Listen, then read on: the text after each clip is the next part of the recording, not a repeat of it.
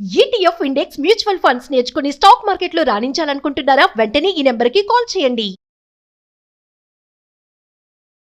Welcome to Suman TV. నేను మీ Suman TV Nag. Hero Vishal అసలు అతనికి ఏమైంది? ఈ మధ్య కాలంలోనే అంటే రీసెంట్గా ఒక వీడియో కనుక మనం చూస్తే, అంటే అతని మాటల్లో కానీ నడకలో కానివ్వండి, జనరల్గా మనం చూస్తే ఒక టీవీ కనిపిస్తుంది, ఒక స్టైల్ కనిపిస్తుంది. కానీ అప్పుడు చూసినటువంటి విషయాలకి ఇప్పుడు మనం చూసినటువంటి మదగజరాజ సినిమా ప్రమోషన్కి వచ్చినటువంటి విషయాలకు కనుక మనం చూస్తే, హీరో విషయాలకి ఏమైంది అనేటువంటి డౌట్ రాక మానదు మనకి. మాట్లాడేటప్పుడు కూడా చెయ్యి కదులుతూ ఉండటము, మైక్ పట్టుకున్నప్పుడు ఆ క్లిప్పింగ్స్ అన్ని చూస్తే రకరకాల కథనాలు మనకి, రకరకాల ఆలోచనలు అండ్ చాలామందికి ఏమైంది అనుకునేటువంటి ఆలోచన, ఆందోళన డెఫినెట్గా మనకి అనిపిస్తూ ఉంటుందన్నమాట. ఎందుకంటే విశాల్ అనేటువంటి హీరోని మనం చూసేటప్పుడు యంగ్ హీరోగా, అంటే ఫైట్స్ కానివ్వండి, లేదంటే డైలాగ్ డెలివరీ కానివ్వండి, లేదంటే అతను చేసేటువంటి స్క్రీన్ ప్రజెన్స్ ఏదైతే ఉంటుందో చాలా ఎనర్జెటిక్గా ఉంటుందని చెప్పడంలో ఏమాత్రం సందేహం లేదు. అయితే అతని విషయంలో హెల్త్ పాయింట్లో ఏమైనా జరిగిందా? ఏమైంది? సో ప్రతి ఒక్కరికి ఉండేటువంటి పెద్ద క్వశ్చన్ మార్క్. ఈరోజు మనతో పాటు అలగిరి రవీంద్రనాథ్ గారు ఉన్నారు. సో ఏం జరిగింది అనేది అది వారి మాటలో తెలుసుకుందాం. Hello sir. హాయ్ అండి నాగరాజ్ గారు. సరే, ఈ మధ్య కాలంలోనే అంటే ఒక సినిమా ప్రమోషన్కి హీరో విశాల్ గారు రావటం జరిగింది. రకరకాల కథనాలు అయితే మనం చూస్తూ ఉన్నాము. ఆయన డాన్సులు కానివ్వండి, ఫైట్స్ కానివ్వండి, ఎంత ఎనర్జెటిక్గా ఉంటాయనంటే, నేను పందెంకోడి సినిమా దగ్గర నుంచి జనరల్గా చూస్తూ ఉన్నాను విశాల్ గారిని. అతనిది ఒక యూనిక్ స్టైల్ కూడా ఉంటుంది. వాడు వీడియో సినిమా చూసినా కూడా మనకు ఒక ఆ యూనిక్ స్టైల్ మనకు కనిపిస్తూ ఉంటుంది. సడన్గా హీరో విశాల్ని అలా చూడటం ప్రతి ఆడియన్ డైజెస్ట్ చేసుకోలేనటువంటి విషయం. ఏం జరిగింది విశాల్ గారి విషయంలో? విశాల్ ఒక మంచి విలక్షణ నటుడు. గడిచిన ఒక దశాబ్ద కాలంగా తెలుగులో కూడా, కేవలం తమిళ నటుడే కాకుండా తెలుగులో కూడా ఆయన నటించిన కొన్ని సినిమాలు ముఖ్యంగా తెలుగు ప్రేక్షకులను కూడా చాలా దగ్గరగా తీసుకున్నాయి. చాలామంది తెలియని విషయం ఏంటంటే, విశాల్ గారు తెలుగు కుటుంబానికి చెందినటువంటి తమిళ వ్యక్తి. ఈయన అసలు పేరు విశాల కృష్ణారెడ్డి. ఇతను 1977 ఆగస్ట్ 29న ఇతను చెన్నైలో జన్మించడంతో పూర్తిగా తమిళ్లో ఉన్నాడు కాబట్టి తమిళనాడు అనుకుంటారు. కానీ ఆయన యొక్క పూర్వీకులు ఆయన చాలా వరకు కూడా మన ఆంధ్ర ప్రాంతంలో నెల్లూరు సంబంధించిన వ్యక్తిగా కూడా చాలామందికి తెలుసు. వీళ్ళ బ్రదర్ విక్రమ్ కృష్ణ, అతను కూడా చాలా సినిమాలకి ప్రొడ్యూస్ చేశాడు. ముఖ్యంగా విశాల్ గారు చేసిన చాలా సినిమాలకి ప్రొడ్యూస్ చేసింది విశాల్ గారే. పరిచయం అక్కర్లేని పేరు విశాల్ గారు. అయితే నిన్న రీసెంట్గా ఒక 2 days బ్యాక్ ఒక ఫంక్షన్, ఒక ప్రీ రిలీజ్ ఈవెంట్ ఫంక్షన్లో ఆయన నడుస్తూ, అంటే కారు దిగిన తర్వాత కారు దిగిన దగ్గర నుంచి ఒక అసిస్టెంట్ ఆయన కంప్లీట్గా ఆయన చేయి సపోర్ట్తో తీసుకొని ఆయన డైస్ మీదకి రావడం, డైస్ మీద కూడా కూర్చోడానికి చాలా ఇబ్బంది పడుతూ, తర్వాత ఆయన మాట్లాడే టైంలో ఆయన ముఖ్యంగా ఆయన పోస్చరు, ఆయన బాడీ లాంగ్వేజ్ చూసిన తర్వాత చాలామందికి డౌట్ వచ్చిన విషయం ఏంటంటే, ఇటీవల కాలంలో కొంతమందికి ఊహాగానాలు వస్తున్నాయి. ఎందుకంటే విశాల్ గారు కనిపించట్లేదని, హెల్త్ బాలేదని చెప్పి రకరకాలుగా 2-3 సార్లు మాట్లాడుకున్నారు. కానీ సడన్గా నిన్న ఆ రకంగా ఇప్పుడు మీరు చెప్పినట్టుగా డైస్ మీద ఎప్పుడైతే ఆయన చూసి చాలామంది షాక్ అయినారు. ఎందుకంటే అట్లీస్ట్ ఒక 200 grams 150 grams ఉన్న మైక్ను కూడా పట్టుకోలేక కంటిన్యూగా చేయి షివరింగ్ అవుతూ మాట్లాడుతూ, ఆ మాట్లాడుతున్న మాటలు కూడా తడబడుతూ మాట్లాడడం, నిలబడడానికి కూడా చాలా ఇబ్బందిగా మాట్లాడుతూ, ఆయన ఏదైతే ఆ 2 నిమిషం ఎంత తొందరగా వీలైతే ఆ కార్యక్రమం అయిపోతే దిగేసి అక్కడి నుంచి వెళ్ళిపోదాం అన్నటువంటి ఆతృత ఆయనలో కనిపించింది. ఎందుకు ఈ రకమైన పరిస్థితి కారణం ఏంటని చెప్పి ఎంటైర్ సోషల్ మీడియాలో ఆయన గురించి ప్రతి ఒక్కరు కూడా మాట్లాడుకునే సిచ్యువేషన్, సంఘటన జరిగిన తర్వాత ప్రతి ఒక్కరు కూడా మాట్లాడుకుంటున్నారు.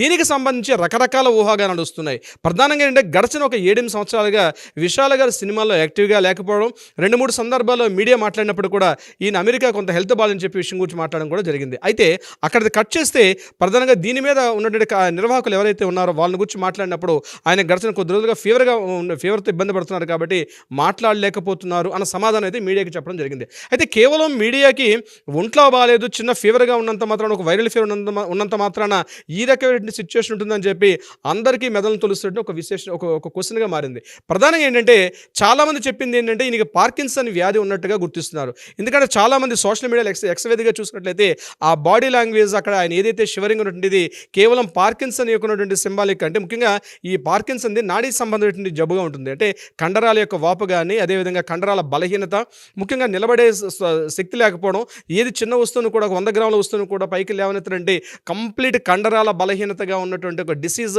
మనకి పార్కిన్సన్ వ్యాధిగా కనిపిస్తుంది. ఆ పోస్టర్ని చూసిన తర్వాత ఆయన ఈ వ్యాధితో బహుశా ఏమైనా బాధపడుతున్నారేమో అని చాలామంది ఎక్స్వేదిగా చాలామంది దీన్ని డౌట్ రైజ్ చేయడం కూడా జరిగింది. ఇటీవల కాలంలో మోహన్ రాజ్ అనేటువంటి ఒక నటుడు, ముఖ్యంగా మలయాళీ నటుడు, ముఖ్యంగా తెలుగు ప్రేక్షకులు కూడా చాలా దగ్గర పరిచయం.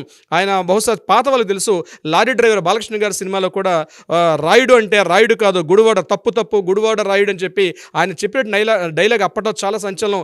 దాని తర్వాత అసెంబ్లీ రౌడీలో కూడా అనేక సినిమాలు యాక్ట్ చేశారు. చెప్పేసి చెప్తారు. అని చెప్తారు ఆయన.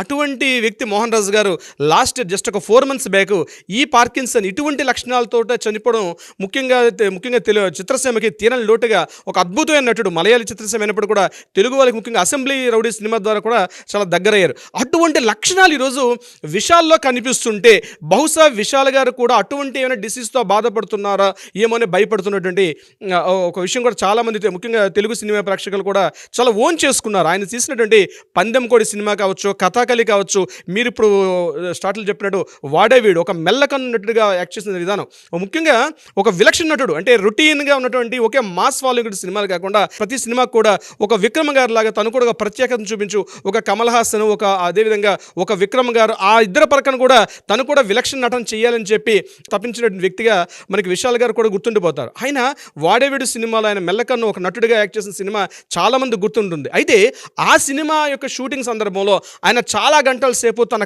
ఐబాల్స్ని తన పక్కన పెట్టి ఒక మెల్లకన్నుడిగా యాక్ట్ చేయడం అనేది దీని చాలా వరకు కారణం ఏంది. ఆ తర్వాత ఆయన కంప్లీట్గా కనిపించడం మానేశారు. కాబట్టి బహుశా ఏమైనా ఆ వ్యాధి వల్ల అంటే అక్కడ నుంచి ఆయనకి స్టార్ట్ అయిందని చెప్పి చాలా మంది కూడా ఊహాగానాలు చాలా మంది రేకెత్తించారు. ప్రధానంగా ఈయన చాలా ఎఫెక్ట్ అయ్యానని చెప్పేసి కూడా చాలా సందర్భాల్లో ఆయన చాలా మీడియా కథనాల్లో కూడా ఇవ్వటం జరిగింది.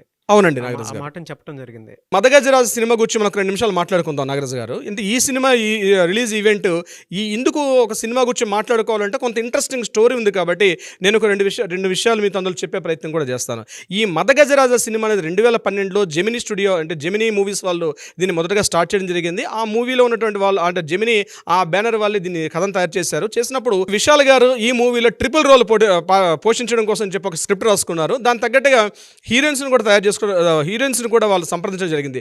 మొదటగా శృతి హాసన్ అనుకున్నారు, ఆ తర్వాత హన్సిక అనుకున్నారు, ఆ తర్వాత మళ్ళీ కార్తీక నాయర్ అని చెప్పి రాధ గారు అమ్మాయి ఆమె అనుకున్నారు. సో కొన్ని కారణాంతరాలు వీళ్ళందరూ కూడా మిస్ అయిన తర్వాత ఎగైన్ మళ్ళీ ఈ ప్లేస్లోకి కొత్తగా ఫైనల్గా వరలక్ష్మి శరత్ కుమార్ గారు దీనికి ఓకే చేశారు. అంటే ఆ జెమినీ వాళ్ళకి వీళ్ళకి ఉన్నటువంటి కొన్ని రిలేషన్స్ వల్ల ఫైనల్గా ఈ మూవీ రిలీజ్ అయిన తర్వాత ఈ మూవీ కోసం అనుకున్న తర్వాత మళ్ళీ హన్సిక మళ్ళీ రావడం జరిగింది. తర్వాత రీసెంట్గా అంజలి గారు దీంతో జాయిన్ అవ్వడం జరిగింది. అయితే ఈ యొక్క సినిమా రిలీజ్ సంబంధించి అనేక రకాల ఆర్థిక ఒత్తిళ్లు ఎదుర్కొన్న తర్వాత ఇట్లా కాదని చెప్పేసి కంప్లీట్గా విశాల్ ప్రొడక్షన్స్ పేరు మీద ఇతను ఏం చేశారంటే విశాల్ గారు ఈ మూవీని కంప్లీట్గా రైట్స్ కొని ఈ మూవీని రిలీజ్ చేద్దాం అనుకున్నారు. కానీ 2017, 2018లో ఈ మూవీని రిలీజ్ చేద్దాం అనుకున్నారు. కానీ రకరకాల కారణాలు ఎప్పటికప్పుడు అనేక సందర్భాల్లో అది వాయిదా పడుతూ వచ్చింది.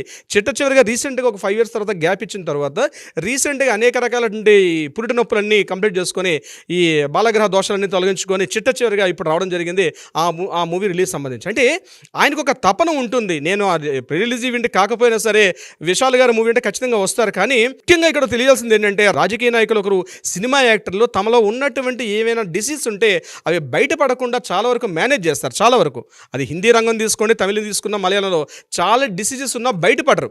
ఎప్పటికప్పుడు ఒక కవర్ వేసుకుంటూ ఒక ముసుగేసుకుంటూ ఇండస్ట్రీకి రావడం జరుగుతుంది. చాలా వరకు ఆ డిసీజ్ ఏంటో వాళ్ళు చెప్పరు. దానికి కారణాలు ఏంటంటే ఇవన్నీ కూడా ఆర్థిక సంబంధాలు, చాలా ఫైనాన్షియల్ రిలేషన్స్ ఉంటాయి. కాబట్టి ఇవి ఏమైనా చెప్తే చాలా వరకు ఇబ్బంది పడే విధంగా మూవీ యొక్క రిలీజ్ మీద కూడా ఇబ్బంది పడే అవకాశం ఉంటుంది. ఆ మూవీ కలెక్షన్స్ మీద కూడా కొంత ఇంపాక్ట్ చేసే అవకాశం ఉంటుంది. అందుకని చెప్పి చాలా వరకు పొలిటీషియన్స్ కానీ ఈ సినిమా ప్రముఖులు కానీ వీళ్ళు ఎవరు కూడా ఈ యొక్క వాళ్ళకు ఉన్నటువంటి డిసీజ్ చెప్పరు. కానీ ఈ విషయంలో విశాల్ గారిని మనం మెచ్చుకోవాల్సింది అంటే ఈ స్థాయిలో కూడా ధైర్యవంతుడిగా, నేను చెప్పాలంటే గుర్తొస్తుంది ఎప్పుడో మనకి శ్రీహరి గారు, సినిమా హీరో శ్రీహరి గారు కూడా ఆల్మోస్ట్ ఇలానే, అంటే ఒకప్పుడు ఒక కండల వీరుడైన, ముఖ్యంగా 6 pack తీయాలంటే శ్రీహరి గారు అలాంటి స్థాయిలో ఆయన విలనిజం చూపించినప్పుడు కూడా తర్వాత హీరో అయ్యారు.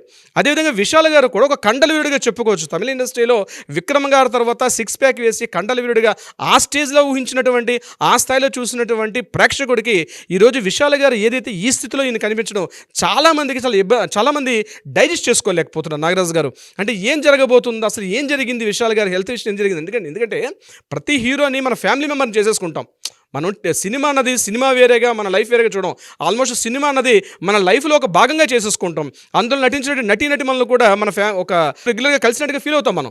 అటువంటిది విశాల్ గారిని పందెం ఇటువంటి సినిమాలో చూసిన తర్వాత ఈరోజు ఆ కండల వీరుడి విశాల్ ఈరోజు డయస్ మీద ఈవెన్ ఒక మైక్ పట్టుకోవడానికి కూడా ఉన్నటువంటి స్టేజ్ మీద ఆయన చూసిన తర్వాత డైజెస్ట్ చేసుకోలేక ఒక్కసారి గుప్పమంది సోషల్ మీడియా మొత్తం కూడా. అందుకనే మనం కూడా ఈరోజు వీడియో చేస్తున్నాం.